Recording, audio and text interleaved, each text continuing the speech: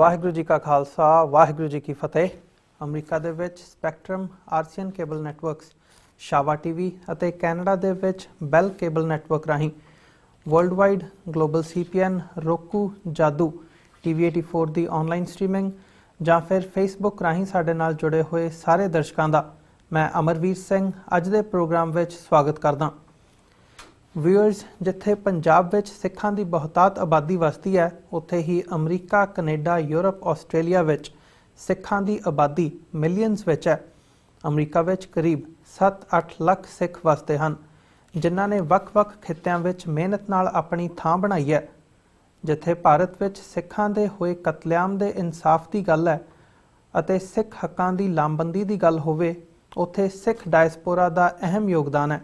ਅਤੇ ਇਸੇ ਲੜੀ ਤਹਿਤ ਸ਼ੋਅ ਆਫ ਸਟਰੈਂਥ ਲਈ ਪਿਛਲੇ ਸਾਲ ਅਮਰੀਕਾ ਦੀ ਰਾਜਧਾਨੀ ਵਾਸ਼ਿੰਗਟਨ DC ਵਿਖੇ ਨੈਸ਼ਨਲ ਸਿੱਖ ਡੇ ਪੈਰੇਡ ਦੀ ਸ਼ੁਰੂਆਤ ਕੀਤੀ ਗਈ ਸੀ।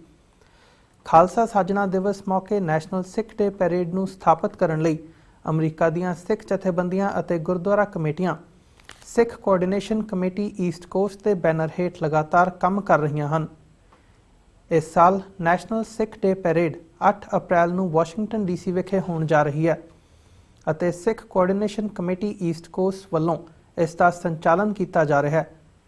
ਇਸ ਪਰੇਡ ਸੰਬੰਧੀ ਵਧੇਰੇ ਜਾਣਕਾਰੀ ਲਈ ਅੱਜ ਅਸੀਂ ਸਿੱਖ ਕੋਆਰਡੀਨੇਸ਼ਨ ਕਮੇਟੀ ਈਸਟ ਕੋਸਟ ਦੇ ਉੱਘੇ ਆਗੂ ਸਰਦਾਰ ਹਰਜਿੰਦਰ ਸਿੰਘ ਨਾਲ ਗੱਲਬਾਤ ਕਰਾਂਗੇ, ਜੋ ਸਾਡੇ ਨਾਲ ਪਾਈਨ ਹਿੱਲ ਤੋਂ ਫੋਨ ਲਾਈਨ ਤੇ ਜੁੜ ਚੁੱਕੇ ਨੇ।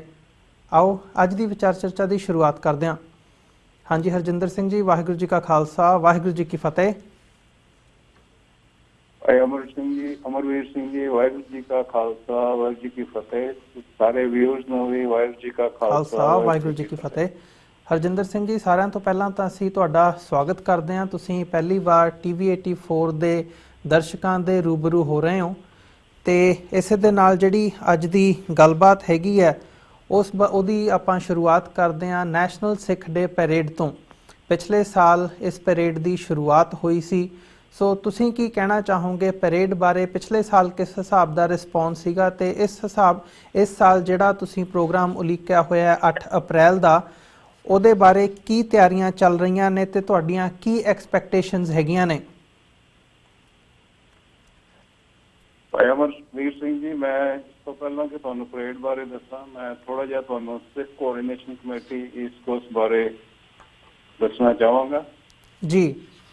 ਇਹ ਸਿੱਖ ਕੋਆਰਡੀਨੇਸ਼ਨ ਕਮੇਟੀ ਈਸਟ ਕੋਸਟ ਜਿਹੜੀ ਹੈ 2015 ਵਿੱਚ ਜਦੋਂ ਬਰਗਾਰੀ ਕਾਂਡ ਹੋਇਆ ਸੀ, ਉਸ ਤੋਂ ਬਾਅਦ ਜਿਹੜਾ ਸਿੱਖਾਂ ਦਾ ਮੋਸ਼ਨ ਜਿਹੜਾ ਸੀ, ਗੁਰੂ ਗ੍ਰੰਥ ਸਾਹਿਬ ਦੀ ਸੈਕਰੀਲੇਜ ਦੇ ਜਿਹੜੇ ਇੰਸੀਡੈਂਟ ਹੋਏ, ਉਹਦੀ ਪ੍ਰੋਟੈਸਟ ਦੇ ਵਿੱਚ ਜਿਹੜੇ ਈਸਟ ਕੋਸਟ ਦੇ ਗੁਰੂ ਘਰਾਂ ਦੀਆਂ ਕਈ ਮੀਟਿੰਗਸ ਹੋਈਆਂ ਤੇ ਸਿੱਖ ਕੋਆਰਡੀਨੇਸ਼ਨ ਕਮੇਟੀ ਈਸਟ ਕੋਸਟ ਜਿਹੜੀ ਹੈ ਉਦੋਂ ਇਸ ਵੇਲੇ ਹੋਂਦ ਵਿੱਚ ਆਈ ਜੀ, ਅਕਤੂਬਰ 2015 ਦੇ ਵਿੱਚ।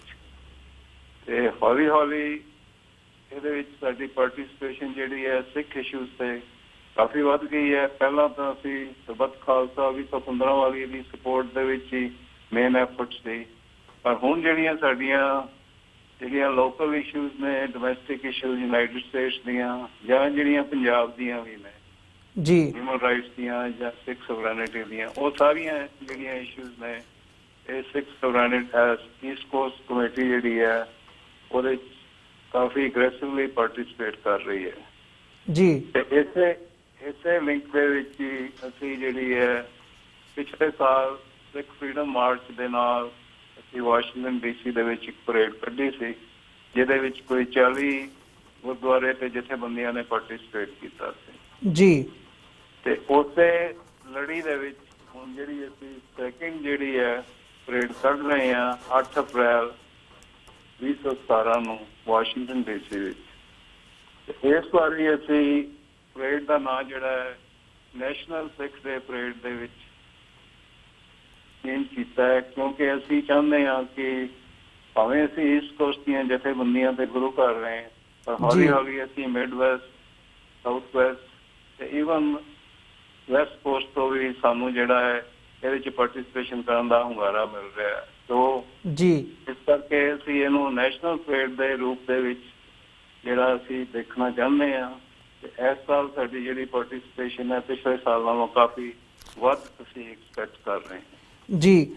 ਹਰਜਿੰਦਰ ਸਿੰਘ ਜੀ, ਜਿਵੇਂ ਤੁਸੀਂ ਮੈਂਸ਼ਨ ਕੀਤਾ ਵੀ ਪਿਛਲੇ ਸਾਲ ਸਿੱਖ ਫਰੀडम ਮਾਰਚ ਨਾਮ ਰੱਖਿਆ ਗਿਆ ਸੀ ਤੇ ਇਸ ਸਾਲ ਉਹਨੂੰ ਬਦਲ ਕੇ ਨੈਸ਼ਨਲ ਸਿੱਖ ਡੇ ਪੈਰੇਡ ਨਾਮ ਰੱਖਿਆ ਗਿਆ ਤੇ ਤੁਸੀਂ ਇਹ ਵੀ ਜ਼ਾਹਰ ਕੀਤਾ ਹੈ ਕਿ ਇਹ ਕਿਉਂ ਚੇਂਜ ਕੀਤਾ ਗਿਆ ਇਹਨੂੰ। ਅਮਰੀਕਾ ਦੀ, ਕਿਉਂਕਿ ਵਾਸ਼ਿੰਗਟਨ ਡੀਸੀ ਦੇ ਵਿੱਚ ਜਿਹੜੀ ਰਾਜਧਾਨੀ ਹੈਗੀ ਹੈ ਉਹਨੂੰ ਇੱਕ ਸਥਾਪਿਤ ਕਰਨ ਦੀ ਗੱਲ ਹੈਗੀ ਹੈ ਕਿ ਜਿਹੜਾ ਖਾਲਸਾ ਸਾਜਣਾ ਦਿਵਸ ਹੈ ਉਸ ਮੌਕੇ ਨੈਸ਼ਨਲ ਸਿੱਖ ਡੇ ਪੈਰੇਡ ਸਥਾਪਿਤ ਕੀਤੀ ਜਾਵੇ ਅਮਰੀਕਾ ਦੇ ਵਿੱਚ, ਜਿਹਦੇ ਵਿੱਚ ਅਮਰੀਕਾ ਭਰ ਤੋਂ ਗੁਰਦੁਆਰਾ ਕਮੇਟੀਆਂ ਤੇ ਸੰਗਤ ਦੀ ਜਿਹੜੀ ਹੈਗੀ ਹੈ ਸ਼ਮੂਲੀਅਤ ਹੋ ਸਕੇ। ਸੋ ਜੇ ਪਿਛਲੇ ਸਾਲ ਵੱਲ ਨਿਗਾਹ ਮਾਰੀਏ ਤਾਂ ਜਗਮੀਤ ਸਿੰਘ ਜਿਹੜੇ ਕੈਨੇਡਾ ਤੋਂ ਓਨਟਾਰੀਓ ਤੋਂ MPP ਹੈਗੇ ਆ, ਉਹਨਾਂ ਨੇ ਸ਼ਮੂਲੀਅਤ ਕੀਤੀ ਸੀ ਤੇ ਹੋਰ ਜਿਹੜੇ ਪੰਥਕ ਬੁਲਾਰੇ ਹੈਗੇ ਆ ਉਹ ਵੀ ਪਹੁੰਚੇ ਸੀ ਪਰੇਡ ਦੇ ਵਿੱਚ। ਸੋ ਇਸ ਵਾਰ ਦਾ ਜਿਹੜਾ ਖਿੱਚ ਦਾ ਕੇਂਦਰ ਹੋਵੇਗਾ ਜਾਂ ਪਰੇਡ ਦੇ ਵਿੱਚ ਕੀ ਖਾਸ ਹੋਣ ਜਾ ਰਿਹਾ ਹੈ ਜਾਂ ਕੀ ਜਿਹੜੇ ਮੁੱਦੇ ਕੀ ਚੱਲ ਰਹੇ ਨੇ ਉਹਨਾਂ ਤੇ ਕੋਈ ਲਾਈਨ ਲੈਣ ਦੀ ਗੱਲ ਹੈਗੀ ਹੈ? ਜਿਹੜੀ ਇਸ ਸਾਲ ਦੀ ਪਰੇਡ ਹੈਗੀ ਹੈ ਉਹਦੇ ਵਿੱਚ ਉਹਦੇ ਬਾਰੇ ਤੁਸੀਂ ਸਾਡੇ ਦਰਸ਼ਕਾਂ ਨੂੰ ਕੀ ਦੱਸ ਸਕਦੇ ਹੋ ਵਧੇਰੇ ਜਾਣਕਾਰੀ ਲਈ? ਦੇਖੋ ਅਮਰਵੀਰ ਸਿੰਘ ਜੀ, ਇਸ ਵਾਰੀ ਸਾਡਾ ਜਿਹੜਾ ਮੇਨ ਫੋਕਸ ਹੈਗਾ ਸਿੱਖ ਆਈਡੈਂਟੀਟੀ ਦੇ ਇਸ਼ੂਜ਼ ਤੇ ਅਸੀਂ ਫੋਕਸ ਕਰ ਰਹੇ ਹਾਂ, ਕਿਉਂਕਿ ਤੁਹਾਨੂੰ ਪਤਾ ਹੈ ਮਿਸਟੇਕਨ ਆਈਡੈਂਟੀਟੀ ਨਾਲ ਸਿੱਖਾਂ ਤੇ ਕਾਫੀ ਨਸਲੀ ਹਮਲੇ ਜਿਹੜੇ ਨੇ ਪਿਛਲੇ ਕਈ ਸਾਲਾਂ ਤੋਂ ਸਿੱਖਾਂ ਨੂੰ ਇਸ ਚੀਜ਼ਾਂ ਦਾ ਸਾਹਮਣਾ ਕਰਨਾ ਪਿਆ ਹੈ। ਜੀ, ਕਰਕੇ ਅਸੀਂ ਚਾਹੁੰਦੇ ਹਾਂ ਕਿ ਜਿਹੜੀ ਅਮਰੀਕਨ ਜਿਹੜੀ ਜਨਰਲ ਪਬਲਿਕ ਹੈਗੀ ਹੈ ਉਹਨਾਂ ਨੂੰ ਸਿੱਖਾਂ ਬਾਰੇ ਇਹਦੀ ਜਾਣਕਾਰੀ ਦਿੱਤੀ ਜਾਵੇ। ਹਾਲਾਂਕਿ ਕਈ ਹੋਰ ਜਥੇਬੰਦੀਆਂ ਜਿਹੜੀਆਂ ਜਾਂ ਹੋਰ ਕਈ ਜਿਹੜੇ ਗਰੁੱਪਸ ਨੇ ਇਸ ਐਫਰਟ 'ਚ ਕਾਫੀ ਯੋਗਦਾਨ ਪਾ ਰਹੇ ਨੇ। ਜੀ, ਜਿਹੜੀ ਕਿ ਸਿੱਖਾਂ ਦੇ ਸਾਰੇ ਗੁਰੂ ਘਰਾਂ ਦੀ ਤੇ ਜਥੇਬੰਦੀਆਂ ਦੀ ਇੱਕ ਅੰਬਰੇਲਾ ਐਸੋਸੀਏਸ਼ਨ ਜਿਹੜੀ ਹੋਣ ਦੇ ਨਾਤੇ ਅਸੀਂ ਚਾਹੁੰਦੇ ਹਾਂ ਕਿ ਇਹਨੂੰ ਅਸੀਂ ਜਿਹੜਾ ਲੋਕਲ, ਸਟੇਟ ਤੇ ਫੈਡਰਲ ਲੈਵਲ ਤੇ ਅਸੀਂ ਸਾਈਮਲਟੇਨੀਅਸਲੀ ਇਹਦੀ ਐਫਰਟ ਕਰੀਏ ਤਾਂ ਕਿ ਇਸ ਚੀਜ਼ ਦੀ ਜਿਹੜੀ ਹੈ ਨੌਲੇਜ ਜਿਹੜੀ ਅਮਰੀਕਨਸ ਨੂੰ ਜਿਹੜੀ ਹੈ ਰੈਗੂਲਰਲੀ ਦਿੱਤੀ ਜਾ ਸਕੇ। ਜੀ, ਇਸ ਐਫਰਟ ਦੇ ਵਿੱਚ ਇਸ ਕਰਕੇ ਅਸੀਂ ਸਿੱਖ ਆਈਡੈਂਟੀਟੀ ਦਾ ਮੇਨ ਇਸ਼ੂ ਰੱਖਿਆ ਹੈ। ਉਸ ਤੋਂ ਬਾਅਦ ਜਿਹੜੇ ਸਿੱਖ ਹਿਊਮਨ ਰਾਈਟਸ ਜਾਂ ਸਿੱਖਾਂ ਤੇ ਜਿਹੜਾ ਵਿਤਕਰਾ ਹੁੰਦਾ ਹੈ ਦੂਸਰੇ ਪੰਜਾਬ ਦੇ ਵਿੱਚ ਜਾਂ ਹੋਰ ਜਿਹੜੀ ਦੂਸਰੇ ਵੀ ਜਿਹੜੇ ਸਿੱਖਾਂ ਦੇ ਨਾਲ ਨਸਲੀ ਹਮਲੇ ਵੀ ਹੁੰਦੇ ਨੇ ਜਾਂ ਹੋਏ ਨੇ, ਉਹਨਾਂ ਨੂੰ ਅਵੇਅਰ ਕਰਨ ਵਾਸਤੇ ਅਸੀਂ ਇਹ ਸਾਰੀ ਜਿਹੜੀ ਐਫਰਟ ਜਿਹੜੀ ਹੈ ਉਹ 'ਤੇ ਫੋਕਸ ਕਰ ਰਹੇ ਹਾਂ। ਤੇ ਇਹਦੇ ਵਿੱਚ ਸਾਡੀ ਜਿਹੜੀ ਪਾਰਟੀਸਪੇਸ਼ਨ ਹੈ ਉਹਦੇ ਵਿੱਚ ਅਸੀਂ ਈਸਟ ਕੋਸਟ ਦੇ ਗੁਰਦੁਆਰੇ, ਕੁਝ ਮਿਡ ਵੈਸਟ ਦੇ, ਕੁਝ ਸਾਊਥ ਵੈਸਟ ਤੋਂ, ਉਹ ਸਾਰੇ ਜਿਹੜੀਆਂ ਸੰਗਤਾਂ ਉੱਥੇ ਪਹੁੰਚ ਰਹੀਆਂ। ਈਵਨ ਕੈਨੇਡਾ ਤੋਂ ਵੀ ਸਾਡੇ ਕੋਲ ਜਿਹੜੀ ਹੈ ਪਾਰਟੀਸਪੇਸ਼ਨ ਹੋਏਗੀ। ਤੇ ਅਸੀਂ ਇਸ ਵੇਲੇ ਕਾਫੀ ਜਿਹੜੇ ਸਿੱਖ ਅਮਰੀਕਨ ਕਾਕਸ ਦੇ ਜਿਹੜੇ ਕਾਂਗਰਸਮੈਨ ਨੇ ਉਹਨਾਂ ਨੂੰ ਵੀ ਕੰਟੈਕਟ ਕੀਤਾ ਹੈ ਤੇ ਅਸੀਂ ਐਕਸਪੈਕਟ ਕਰਦੇ ਹਾਂ ਕਿ ਕਾਫੀ ਕਾਂਗਰਸਮੈਨ ਜਿਹੜੇ ਨੇ ਇਸ 'ਚ ਸ਼ਮੂਲੀਅਤ ਕਰਨਗੇ।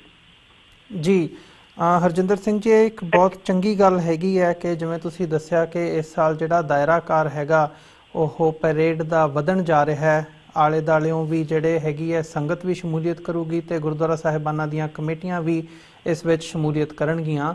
ਤੇ ਨਾਲ ਹੀ ਨਾਲ ਜਿੱਥੇ ਪਹਿਚਾਣ ਦੀ ਗੱਲ ਆਉਂਦੀ ਹੈ ਤਾਂ ਐਡਮਿਨਿਸਟ੍ਰੇਸ਼ਨ ਦੇ ਵਿੱਚ ਜਿਹੜੀ ਇੱਕ ਲੌਬਿੰਗ ਦਾ ਪਾਰਟ ਹੁੰਦਾ ਉਸ ਹਵਾਲੇ ਨਾਲ ਜਿਹੜੇ ਕਾਂਗਰਸਮੈਨ ਹੈਗੇ ਆ ਉਹ ਵੀ ਸ਼ਮੂਲੀਅਤ ਕਰਨਗੇ।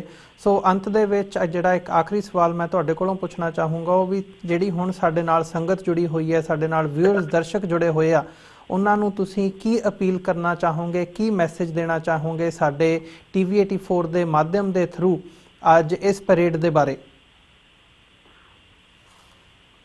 ਸਾਡੀ ਇਹੀ ਅਪੀਲ ਹੈ ਕਿ ਜਿੰਨੇ ਜਿਹੜੀ ਸਿੱਖ ਸੰਗਤ ਹੈਗੀ ਹੈ, ਕਿਉਂਕਿ ਇਹ ਸਾਡਾ ਸਾਰਿਆਂ ਦਾ ਕਾਮਨ ਜਿਹੜਾ ਹੈਗਾ ਮਸਲਾ ਹੈ, ਅਸੀਂ ਚਾਹੁੰਦੇ ਹਾਂ ਕਿ ਵੱਧ ਤੋਂ ਵੱਧ ਇਸ ਪਰੇਡ ਵਿੱਚ ਪਾਰਟੀਸਪੇਸ਼ਨ ਹੋਵੇ।